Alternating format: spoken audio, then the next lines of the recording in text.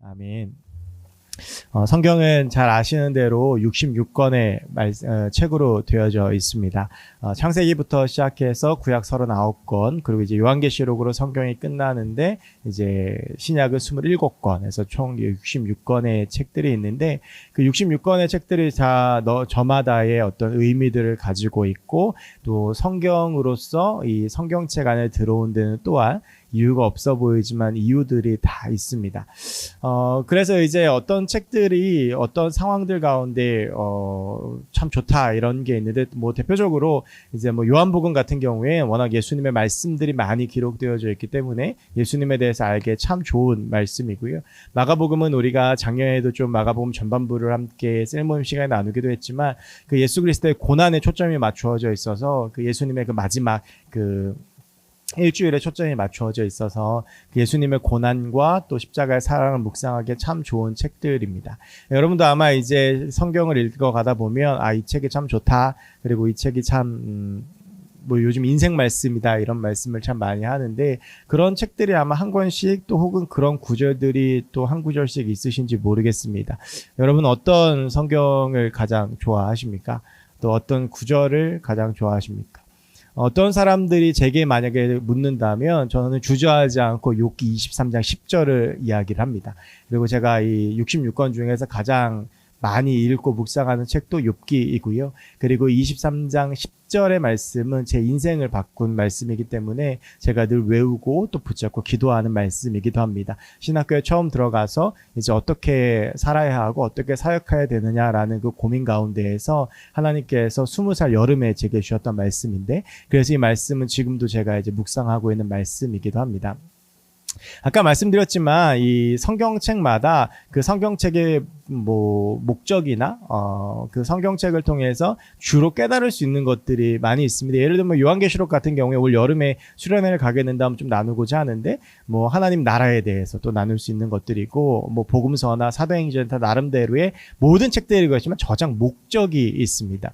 욥기에게도 저작 목적이 두 가지가 있습니다. 하나는 욥기는 그 어느 성경보다 하나님에 대해서 잘 알 수 있는 책입니다. 이 욥이라는 사람이 실존적으로 하나님에 대해서 굉장히 고민을 했던 책이고요. 이따 설교 후반부에 나누겠지만 욥의 세 친구들 그리고 엘리후 그리고 실질적으로 하나님과 욥이 나눈 대화들을 통해서 하나님이 어떤 분이신지에 대해서 잘 드러내고 있는 책입니다. 그래서 내가 하나님에 대해서 잘 알고 싶다. 하나님이 어떤 분인지 궁금하다라고 하면 욥기를 읽어드리는 것을 추천해 드립니다.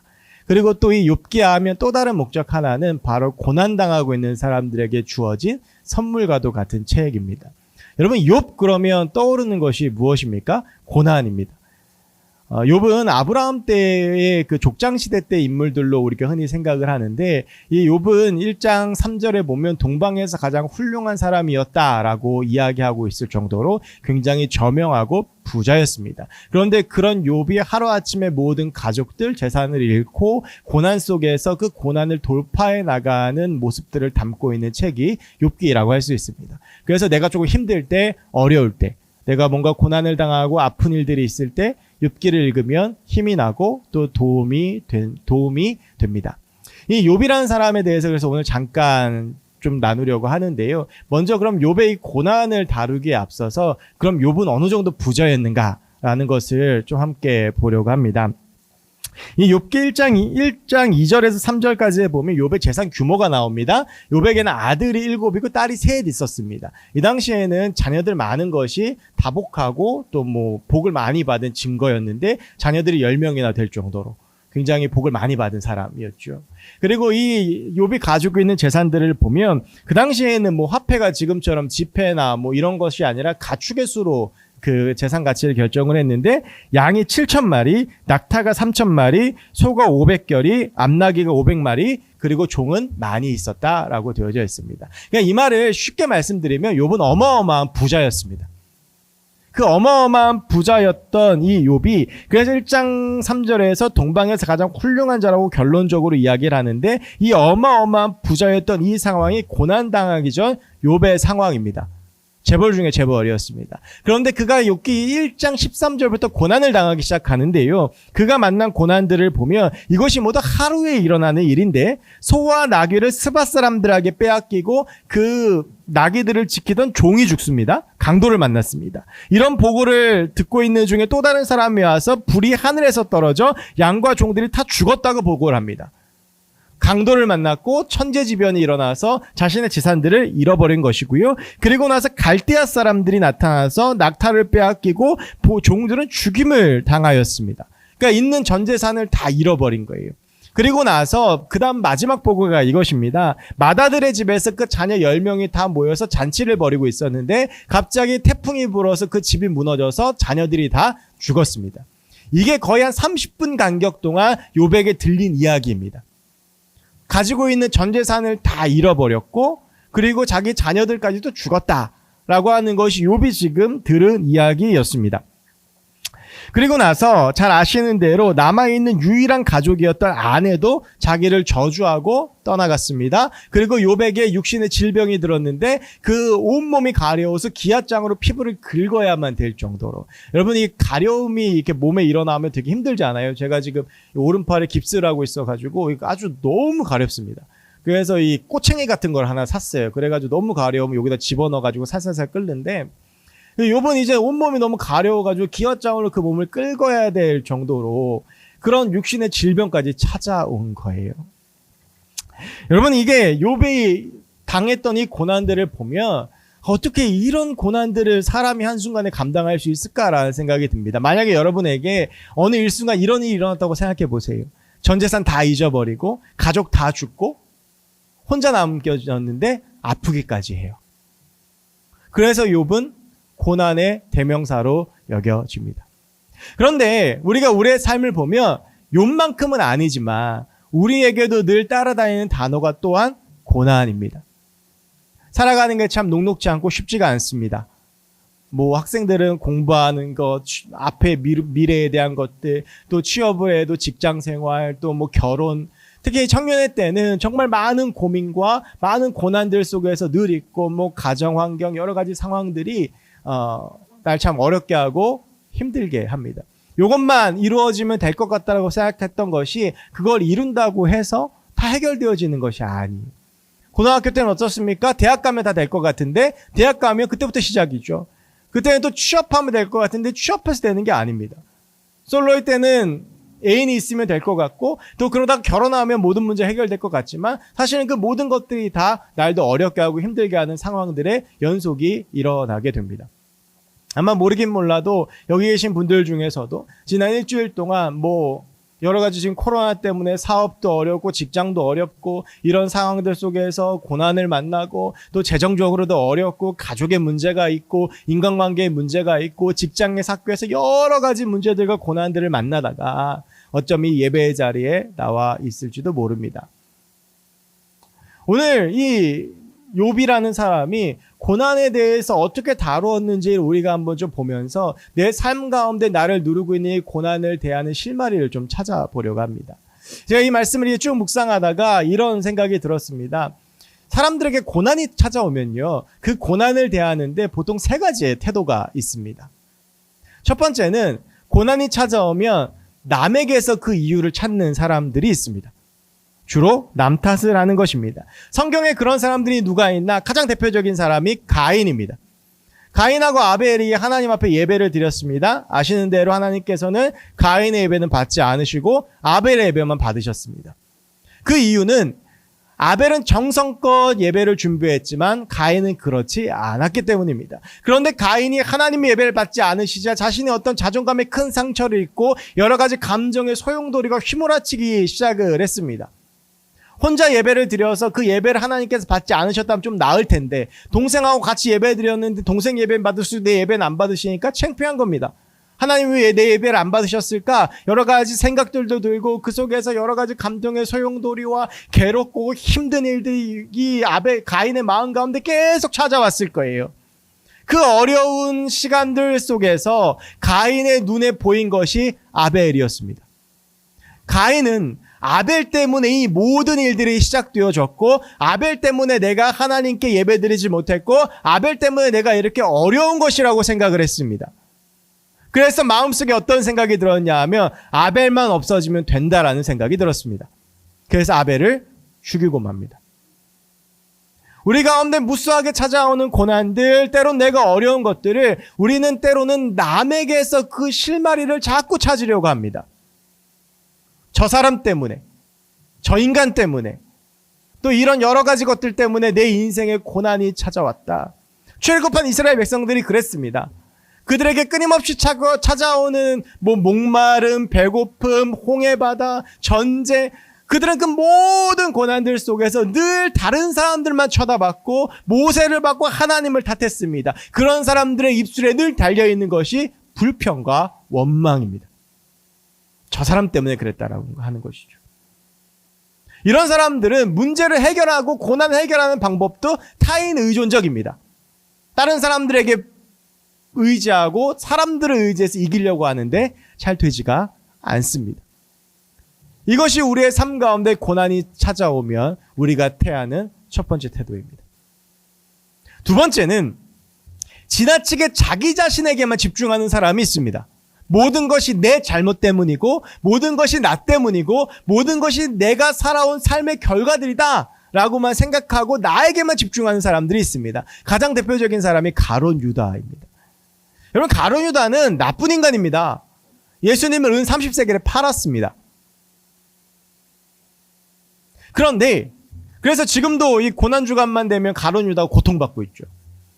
그런데 예수님께서 잡히시던 날 밤에 예수님의 다른 제자들이 가룟 유다보다 나았다고 할 수 없습니다. 가룟 유다는 물론 예수님을 은 30세겔에 파는 직접적인 행동을 했지만 베드로도 예수님의 면전에서 예수님을 부인하고 저주하고 도망갔고 다른 제자들은 흔적도 보이지 않습니다. 사도 요한만 예수님께 십자가에 달리시는 순간 그 발 아래 있었을 뿐이지 다른 제자들은 다 사라졌다가 예수님 부활하시고 하나둘씩 스멀스멀 기어나오기 시작합니다. 가룟 유다가 배신자였지만 다른 예수님의 제자들도 다 배신자였습니다. 그런데 가룟 유다는 자기가 저지른 잘못에 대해서 견딜 수가 없었습니다. 내가 왜 그랬을까? 내가 왜 이런 행동을 했을까? 그런 여러 가지 감정의 소용돌이 속에서 다른 사람들 앞에 감히 나설 수도 없는 그런 여러 가지 두려움 속에서 가룟 유다는 자기 자신을 자책하다가 결국에는 자살하고 맙니다. 저는요, 가룟 유다가 그 순간을 견뎌내고 회개하고 하나님을 바라보고 기다렸다면 부활한 예수님께서는 가룟 유다도 용서해 주셨을 거라고 믿습니다. 베드로도 용서하셨고 의심했던 도마도 용서하셨고 그 제자들 다 찾아가신 분이 우리 주님이시지 않습니까? 그런데 가룟 유다는 그런 상황들 속에서 끊임없이 자신에게만 집중하다가 결국에는 죽고 맙니다. 우리는 이 고난과 문제들을 마주할 때 나 자신에 대해서 지나치게 집중하는 경향이 있을 때도 있습니다. 자신의 무력감, 잘못, 죄책감 이런 작용들을 더 이상 살 힘이 없는 겁니다. 제가 간혹 자살한 친구들 장례를 치른 경우가 많은데 그 친구들 유서를 보면 다 그런 내용입니다. 나의 무력함, 내가 부족한 거 막 이런 것들 이야기하는 거예요. 내가 군대에 있으니까 아무것도 못하고 그런 것들을 토로하다가 결국에는 죽어버리는 것이죠. 여러분, 우리가 우리의 삶 가운데 고난이 찾아왔을 때 그 고난의 원인을 남에게서 찾거나 지나치게 자신에게만 찾는 것은 결코 올바른 행동이 아닙니다. 고난이 찾아왔을 때 그 고난을 대하는 세 번째 방법은 욥이 보여줬던 방법입니다. 욥기 23장 10절의 말씀이 바로 그 고백인데 여전히 고난 중에 있는 욥이 이렇게 고백하고 있습니다. 그러나 내가 가는 길을 그가 아시나니 그가 나를 단련하신 후에는 내가 순금같이 되어 나오리라. 욥이 고난의 순간 바라보았던 것이 누구입니까? 그입니다. 욥은 남의 탓을 하거나 나 자신의 탓을 하지 않습니다. 여러분, 이 10절 말씀 전에 보면 내가 앞으로 가도 그가 아니 계시고 뒤로 가도 보이지 아니하며 그가 왼쪽에서 일하시나 내가 만날 수 없고 그가 오른쪽으로 돌이키시나 배울 수 없다. 어디 가도 하나님을 볼 수 없다라고 이야기를 하고 있습니다. 그런데 그가 그 하나님이 발견되지 않는 상황 속에서 이렇게 고백하는 것입니다. 그런데 내가 하나님을 볼 수 없고 내 눈에 하나님도 보이지 않고 내가 비록 주의 뜻이 무엇인지 알지 못하나 하나님은 내 길을 아시니 이 고난의 순간 나를 만드셔서 하나님께서 하나님의 길로 인도하실 것이다 라고 하는 것입니다. 14절 말씀에 보면 그는 뜻이 일정하시나니 누가 등이 돌이키라 그의 마음에 하고자 하시는 것이 있으며 그것을 행하시나니 그런즉 내게 작정하신 것을 이루실 것이라 이런 일이 그에게 많이 있느니라. 비록 하나님 보이지 않습니다. 이 고난 때문에 죽을 것 같습니다. 이 고난 해결되지 않았습니다. 나는 여전히 그 고난의 상황 가운데 있습니다. 괴롭고 힘듭니다. 그런데 욥이 하는 고백은 근데 하나님이 일하시니 하나님께서 이 고난 가운데에서 하나님의 일을 하실 것이라고 고백하고 있는 것입니다. 우리의 삶 가운데 수많은 고난들이 찾아오지만 우리가 그 고난의 순간 하나님을 바라보며 나는 비록 지금은 이해할 수 없지만 하나님이 나의 삶을 위해 일하실 것이고 그래서 그 하나님은 언젠간 나를 다듬으셔서 정금같이 나를 새롭게 하시는 그 순간이 나에겐 분명히 올 것이라는 그 믿음이 욥에게 있었던 것입니다. 여러분 우리가 고난을 어떻게 바라보느냐에 따라서 그 고난이 내게 가지고 오는 의미가 다릅니다. 그 고난의 이유를 남에게서 찾느냐, 나에게서 찾느냐, 아니면 하나님에게서 찾느냐. 욥은 지금 그 눈을 들어 하나님을 바라보고 있는 것입니다. 우리는 하나님이 살아계시다고 믿습니다. 그리고 하나님은 선하시다고 믿습니다. 우리는 하나님이 아버지라고 고백하고 있습니다. 그렇다면 하나님께서 나를 사랑하시고 살아계셔서 지금도 일하고 계시는데 이 고난까지도 주의 손에 있다고 믿는 것이 올바른 해석법이지 않겠습니까? 여러분들이 지금 어떠한 상황 가운데 놓여 있는지 잘 모르겠습니다. 코로나라고 하는 우리가 한 번도 경험해보지 못한 이 시간들 속에서 아마 사업한 우리 청년들 굉장히 힘들 겁니다. 공부하고 있는 청년들도 꼭 코로나 때문이 아니라 여러 가지로 힘들 거고 직장 생활, 우리의 빼앗겨버린 일상, 재정 문제, 가정 문제, 군에 있고 또 여러 가지 상황들 가운데에서 정말 나를 어렵게 하고 힘들게 하는 수많은 일들이 있습니다. 여러분 그 일들 속에서 이 고난을 어떻게 해석해야 되겠습니까? 남탓만 하면서 아무것도 해결되지 않는 채로 어떤 한 미워하는 대상을 만들고 거기에 내 감정을 다 쏟아부으면서 거짓 위로를 받으시겠습니까? 아니면 내 탓만 하면서 스스로를 좀먹고 스스로 서서히 죽어가시겠습니까? 우리가 해야 하는 것은 그럼에도 불구하고 지금 이 시간 하나님을 바라보는 것입니다. 이 고난도 주의 손에 있고 이 고난의 터널 끝에서 분명히 하나님은 일하실 것이고 아니 지금도 하나님은 일하고 계시다는 그 믿음으로 하나님을 바라보는 것,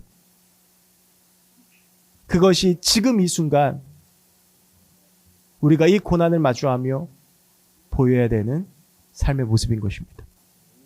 그렇다면 어떻게 하면 우리가 말이 쉽지 이 고난 속에서 하나님을 볼 수 있겠습니까? 여러분 가끔 제가 설교하다가 여러 가지로 그런 설교 준비를 하다가 심리적인 괴리를 느낄 때가 좀 있습니다. 듣기에는 좋은 말이에요. 그렇죠? 고난 때 하나님을 바라보자. 그러고 생각합니다. 그러면 삶으로 돌아가는데 진짜 감당 못할 고난이 찾아와요. 이렇게 해서 하나님 바라보자고 했는데 내일부터 내 사업장에 손님이 막 미어 터지는 것도 아니고 맡겼던 취업의 문이 열리는 것도 아니고 막 나를 괴롭혔던 사람들이 변화되는 것도 아니고 갑자기 내일 결혼할 사람이 나타나는 것도 아니고 가정 문제 해결되어지는 것도 아니고. 여러분 그래서 제가 이 본문을 묵상하면서 어떻게 하면 그 순간에도 우리가 하나님을 바라볼 수 있을까라고 하는 것을 욥의 모습을 통해서 두 가지를 한번 정리해 봤습니다. 하나는 욥이 고난을 당하자 말자 보였던 태도입니다. 그것이 욥기 1장 20절부터 22절에 나와 있습니다. 혹시 찾을 수 있는 분들은 찾아보시고 못 찾으시는 분들은 같이 제가 읽어드리겠습니다. 혹시 찾을 수 있는 분들은 잠깐 한번 찾아보겠습니다. 지금 이게 욥이 막 재산 뺏겼다, 자녀 죽었다 이런 고백들 쭉 받고 나서 이제 19절에서 당신 자녀들이 죽었습니다 라고 한 이야기를 듣고 바로 보인 모습입니다. 우리 20절부터 22절 가능하신 분들 함께 읽겠습니다. 욥이 일어나 겉옷을 찢고 머리털을 밀고 땅에 엎드려 예배하며 이르되 내가 모태에서 알몸으로 나왔사온즉 또한 알몸으로 그리로 돌아가올지라. 주신 이도 여호와시요 거두신 이도 여호와시오니 여호와의 이름이 찬송을 받을지니이다 하고 이 모든 일에 욥이 범죄하지 아니하고 하나님을 향하여 원망하지 아니하니라. 여러분 20절 이 처음 말씀해 보면요, 이게 당연한 것처럼 보여요. 겉옷을 찢고 머리털을 밀고 땅에 엎드렸어요. 얼마나 절망스럽겠어요. 그런데 그러고 나서 욥이 했던 행동이 뭐냐 하면 원망, 불평, 누가 이랬냐, 왜 이런 일이 일어나냐, 난 뭘 잘못했냐, 그게 아니라 하나님께 예배하고 있습니다. 하나님께 예배하면서 뭐라고 고백을 하냐 하면 내게 주신 분도 여호와시요 거두신 이도 여호와시니, 그 다음 저는 이 구절이 굉장히 이 본문을 계속 보면서 충격이었어요. 여호와의 이름이 찬송을 받을지니이다 하고, 여러분 지금 욥의 상황이 찬송이란 말과 어울립니까? 지금 욥은 하나님을 찬송할 수가 없는 상황이에요. 가진 거 다 뺏기고 자녀들도 다 죽고 지금 이런 상황들 속에서 어떻게 하나님을 찬송할 수가 있습니까? 그런데 욥은 지금 이 상황 가운데에서도 하나님께 감사할 것을 찾고 있습니다. 하나님께서 내게 지금까지 많은 것을 주셔서 내가 지금까지 누리고 살았으니 이제 주님께서 거두어 가셨다라고 하는 것입니다. 욥은 지금 이 상황 가운데에서도 어떤 나의 문제, 상황, 내 벌어진 여러 가지 사건들, 고난, 어려움, 괴로움, 눈물 내는 것, 문제들을 보지 않고 하나님께 감사할 거리들을 찾고 있다라고 하는 것입니다. 이것이 욥이 하나님과 자기에게 임한 고난을 바라보는 첫 번째 해석법이었습니다. 여러분, 우리가 여러 가지 문제들과 고난을 만날 때 그 문제들 가운데에서 하나님을 변하지 않고 바라볼 수 있는 첫 번째 방법은 감사하는 것입니다. 어려운 일이 있습니까? 그러면 그 가운데에도 감사할 걸 한번 찾아보십시오. 이것은 때로는 의지적인 작업이 필요합니다. 욥을 보십시오. 욥이 지금 어떻게 합니까? 겉옷을 찢고 머리털을 밉니다. 지금 욥이요, 진짜 막 감사가 터져 나와가지고 하는 고백이 아니에요. 괴롭습니다. 힘듭니다. 그런데 욥은 그 가운데에도 의지적으로 하나님께 감사의 제목을 찾고 있는 거예요. 하나님이 선하시니까, 내게 그동안 역사했던 주님이 선하시니까 그냥 이런 이유 없는 고난이 올 리도 없고 분명 이 가운데 하나님의 뜻고 있고 계획이 있으니 내가 하나님 찬송하겠다라고 하는 것입니다. 이 욥의 이 마음을 제가 얼마 전 저희 딸과의 대화에서 좀 느낄 수가 있었어요. 저희 딸이 이제 10살이고 아들이 6살인데 지금 얘들이 집에 있은 지가 3달이 넘었습니다. 이제 오죽하면 애들이 학교 가고 싶다고 할 정도니까. 예전에 저 어릴 때는 그 학교 가기 싫어서 전쟁 났으면 좋겠다고 그렇게 얘기 많이 했거든요. 근데 이제 애들은 너무 이제 집에서 있으니까 빨리 이제 학교를 가고 싶은 마음이 있어요. 그런데 집에서 한 3달 있으니까 이제 애 엄마도 한계치 오고, 뭐 저도 이제 같이 있으니까 점점 힘든 거예요. 말을 진짜 안 들어요. 그리고 왜 그렇게 싸운지 모르겠어요, 둘이서. 얼마 전에 저희 딸이 예담이 때문에 열이 많이 받았나 봐요. 그래서 너를 음식물 쓰레기통에 버리고 싶다라고 그랬어요. 혹시 그 형이나 언니나 누나들을 이해하시나요? 그런 마음이 들었나 봐요. 그래서 예담이가 충격을 받은 거예요. 나를 음식물 쓰레기통에 버리다니. 그래가지고 그거를 이제 들었는데 얼마나 섬찟해요. 그죠? 혼났겠죠. 엄청 혼났겠죠. 그러니까 그날 하필 또 제가 있을 때 걸려가지고 엄청 혼났어요. 제가 평소에는 그래도 애들한테 잘해주는데 너무 충격이어서 엄청 혼이 났거든요. 그리고 나서 그 다음날 저희 딸을 학원에 이제 데려다 줄 일이 있었어요. 여기 수성초등학교 학원 다니는데 이제 점심시간에 제가 같이 손잡고 데려서 이제 많이 데려다 주거든요. 근데 제가 데려다 주다가 그 전날 너무 심하게 혼이 나가지고 저희 딸한테 물어봤어요. 예영아, 너 아빠 밉지? 때리진 않았어도 진짜 심하게 혼냈거든요. 그랬더니 예영이가 그러는 거야. 아니, 나 아빠 하나도 안 미운데? 야, 왜? 아빠가 너 어제 엄청 혼냈잖아. 그랬더니 아이, 아빠는 나 평소에 잘해주잖아. 그러니까 뭐 나 혼내도 아빠가 나 사랑해서 그러는 거겠지. 저는 이 말 속에 오늘이 욥의 마음을 느꼈어요. 여러분, 욥에게 하나님은 어떤 분이세요? 선한 분이세요. 감사한 분이세요. 그러니까 고난이 찾아와도 욥은 하나님과의 관계가 든든한 거예요. 여러분, 제가 얼마 전에 감사 노트를 쓰자고 했는데 제가 생각하기엔 하는 분 거의 안 계실 거예요. 그런데 여러분 다시 한번 말씀드립니다. 하루에 의지적으로 계속 감사할 것들을 찾으세요. 그리고 그것들을 기록하시면 더 좋고 계속 마음에 새기세요. 그러면 고난을 바라보는 눈이 달라져요. 내가 당장 힘든 거, 여러 사람들의 어떤 뭐 말들과 그런 것들이 보이는 게 아니라 그럼에도 하나님께서 내게 하신 일들이 기억이 납니다. 그러면 그 하나님을 바라보는 시선이 달라지는 거예요.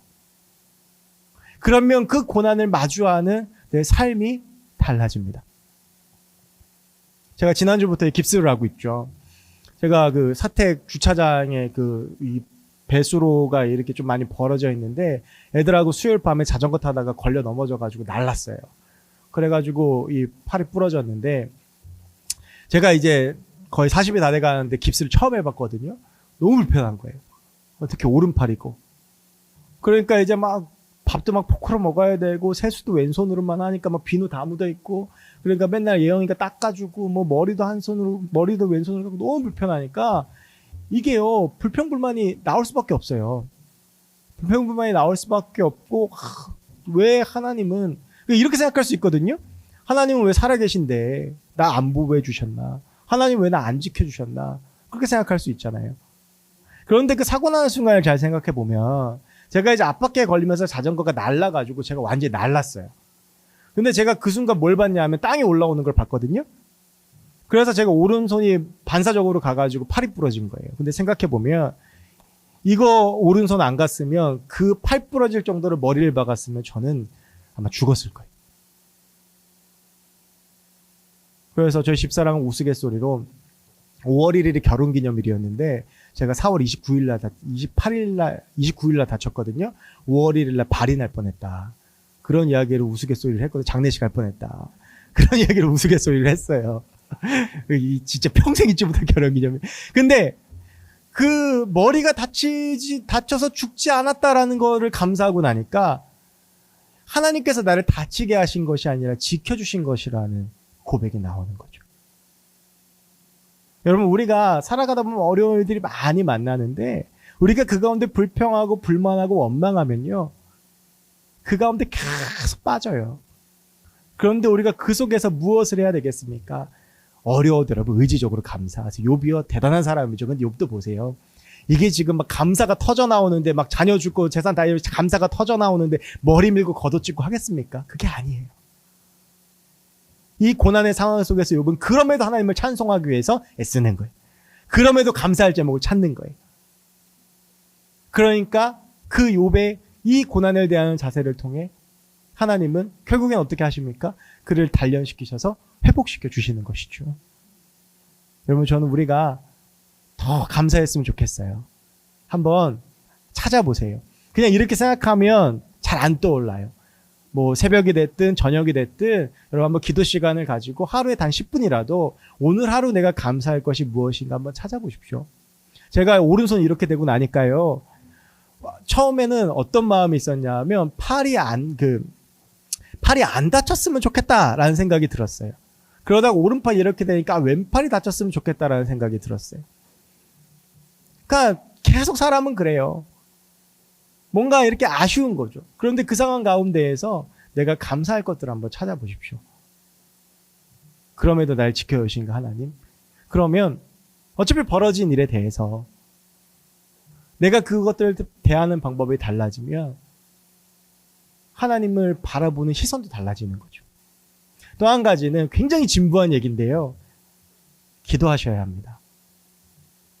여러분 이 욥기의 구조를 보면 참 재밌어요. 욥기가 여러분 나중에 한번 시간 되면 1장부터 42장까지 한번 읽어보세요. 되게 재밌는 게 왜 그러냐 하면 욥기는요 대화예요.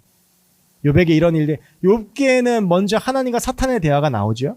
그리고 욥이 새 친구들과 대화를 합니다. 엘리바스, 소발, 빌닷. 그리고 갑자기 등장한 엘리후라는 젊은 친구하고 대화를 해요. 그러고 나서 욥이 하나님과 대화를 해요. 욥이 내 친구들하고 대화를 하는 것을 보면 욥은 그 대화, 그 친구들의 어떤 비난, 너 하나님 똑바로 안 믿어서 그래라는 뭐 질책, 그리고 여러 가지 시험에 대해서 하나님을 고백하는 것들로 끝이 나요. 그러다가 결국 그가 하나님을 고백을 합니다. 그러니까 욥기 1장부터 42장 전체를 다 보면 이 욥기 1장부터 42장까지의 내용은 어떻게 보면 욥의 기도와도 같습니다. 끊임없이 하나님을 고백하고 있고, 그리고 결국에 하나님께 직접 묻고 하나님께 직접 들어요. 여러분, 우리의 삶 가운데 고난이 찾아오면 우리가 해야 할 것은 기도입니다. 힘드세요? 기도하세요. 아프세요? 기도하세요. 굉장히 진부한 얘기 같죠? 그런데 이 얘기가 계속 반복된 이유는 뭐겠습니까? 이게 답이기 때문이에요. 우리가 어렸을 때부터 1 더하기 1은 2라는 얘기를 계속 듣지만 1 더하기 1이 2라는 것을 지금도 계속 이야기하는 이유는 뭐예요? 그게 답이기 때문이에요. 힘들면 기도하셔야 돼요. 언제까지요? 욥기 42장 5절에서 욥이 이렇게 고백을 해요. 내가 이전까지는 주님을 귀로만 들었사오나 내가 이제 주님을 눈으로 봅니다. 여러분, 이 고백 나오실 때까지 기도하셔야 돼요. 내가 주의 뜻 몰랐지만 이제 주의 뜻 압니다. 내가 주님의 뜻 모르고 살았지만 이제 주의 뜻이 무엇인지 깨닫겠습니다. 하나님께서 왜 내게 이런 일을 주셨는지 이제 내가 알 것 같습니다. 하나님, 내가 왜 이렇게 힘들었는지 이제 알 것 같습니다. 이 고백 나올 때까지 한번 기도해 보세요. 그럴 때 하나님께서 이 욥의 연단을 끝내시고 욥기 42장 마지막 부분에 보면 하나님께서 이전 것들 다 회복시켜 주시는 거예요. 여러분, 어쩌면 고난이라고 하는 이 도구는 우리가 점점 하나님께 나아가기 위한 도구일지 몰라요. 자꾸 남 탓하다 보면 하나님도 원망스러워요. 기도하지 못하죠. 자꾸 나 자신에 집중하다 보면 그냥 스스로 자책하느라 기도의 자리로 나아가지 못해요. 그냥 왜 이런 고난이 찾아왔는지 이해가 되지 않고 힘들고 괴롭고 아프고 짜증낼 뿐이에요. 여러분, 그런데 그 고난의 순간 하나님께서 내게 하셨던 것들에 대해서 한번 의지적으로 감사하면서 끝까지 주님 붙들고 기도해 보십시오. 욥처럼 끈질기게 자신의 전 존재를 걸고 한번 기도해 보십시오. 그러면 그때 하나님이 보입니다. 하나님이 왜 이렇게 일하시는지, 하나님이 무슨 뜻인지 이해 안 돼요. 어떻게 이해가 돼요? 여러분, 나중에 애 낳아서 한번 키워보세요. 애가 부모 뜻 이해할 것 같아요? 절대 이해 못해요. 저희 예담이가 또 피부가 뒤집어지고 또 온몸이 난리가 났어요. 얘가 이제 알러지도 심하고 막 밀가루 알레르기도 있고, 근데도 얘는 여전히 고르곤졸라 피자를 사달라고 매일 저녁마다 때를 써요. 안 사주죠. 애는 이해를 못해. 왜 안 사주지? 지는 먹고 싶은데. 근데 부모는 못 해주는 거예요. 여러분, 하나님의 뜻도 우리 이해 못해요. 그러려면 어떻게 해야 돼요? 애가 성장해서 부모의 뜻을 이해하는 것처럼 우리도 성장해야 돼요. 그 키가 바로 기도와 감사입니다. 여러분, 기도하십시오. 끝까지 하나님 붙들고 기도해 보십시오. 그럼 내 삶에 닥쳐오는 고난들을 바라보는 시각이 달라집니다. 여러분, 하나님의 살아계심을 믿으십니까? 하나님의 살아계심을 믿으십니까? 하나님의 선하심을 믿으십니까? 그렇다면 분명 하나님께서는 지금 내게도 일하신 이유가 있지 않겠습니까? 혹시 그게 믿겨지지 않으시면 그래도 한번 하나님 붙잡아 보십시오. 도저히 내 힘으로 어떻게 할 수 없는 상황 가운데 누군가라도 필요하다면 그럼에도 하나님 한번 붙잡아 보십시오. 그리고 정말 하나님께서 내게 어떻게 하셨는지 한번 생각해 보십시오. 그러면 어쩌면 우리도 욥처럼 이렇게 고백할 수 있을지도 모르겠습니다. 오늘 이 말씀을 묵상하면서 어떤 찬양을 할까 계속 묵상하는데 하나님께서 제게 이 찬양을 생각나게 하셨습니다. 어쩌면 우리에게 주시는 하나님의 말씀, 하나님의 음성인지 모르겠습니다. 우리 이 찬양을 함께 나누면서 감사와 기도로 우리의 삶 가운데 있는 이 어려움들 한번 이겨내보기 원합니다. 아무것도 두려워 말라.